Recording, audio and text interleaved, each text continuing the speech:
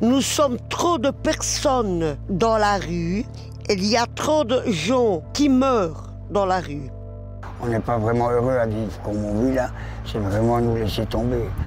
Ça fait tellement d'années qu'on a couru après des logements, j'y crois plus. Près de la gare d'Angleur, des sans-abri vivent sur ce terrain vague depuis quelques années. 7 jours sur 7, Michel et Benoît, deux anciens SDF, leur apportent de la nourriture, mais pas que. S'ils veulent s'en sortir, il leur faut un coup de main, un coup de pouce. Et on est là pour les accompagner, donc on les accompagne au CPS. On fait des maraudes, mais ce n'est pas la solution. La solution, c'est de leur trouver des logements pour qu'ils puissent retrouver un chez soi et puis après retrouver du travail. Un logement, oui, pour que je puisse reprendre du travail, reprendre une formation. Parce que sur le début, quand j'étais à la rue, on m'avait déjà demandé pour faire une formation.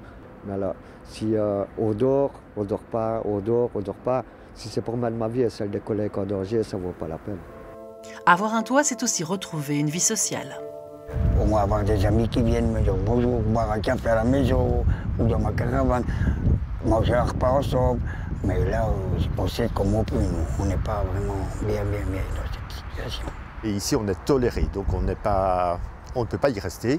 Il n'y a pas d'eau, pas d'électricité, il y a des rats, il n'y a pas de toilettes, c'est pas en norme. Pourtant, en ville, il y a pas mal de bâtiments inoccupés.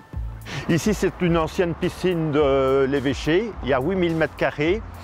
Il y a 3 bâtiments. Donc l'idéal, ce serait bien de mettre 4 ou 5 modules habitables. Comme c'est renfermé, il n'y a pas de voisins. Donc on demande à l'évêché ce qu'est le bâtiment. On attend les réponses. Un peu plus loin, rue Amercœur, il y a un immeuble de 8 étages, 32 appartements vides, ainsi que 15 petites maisons situées juste derrière. Tout appartient à la maison liégeoise, la société de logement de service public.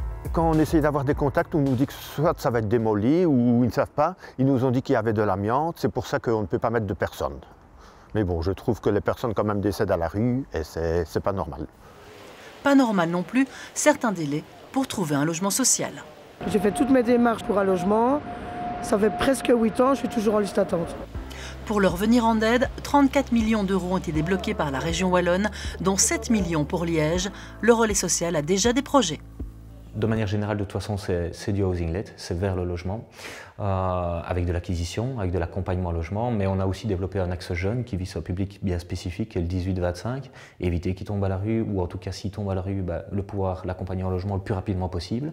On a un accompagnement vraiment axe santé, en collaboration avec les hôpitaux, pour pas que la santé se dégrade des usagers, et alors un axe qui est préventif, sortie de prison, sortie d'institution, de manière générale, pour éviter que les personnes qui sortent de prison se retrouvent à la rue et retombent dans un engrenage qui est souvent le même.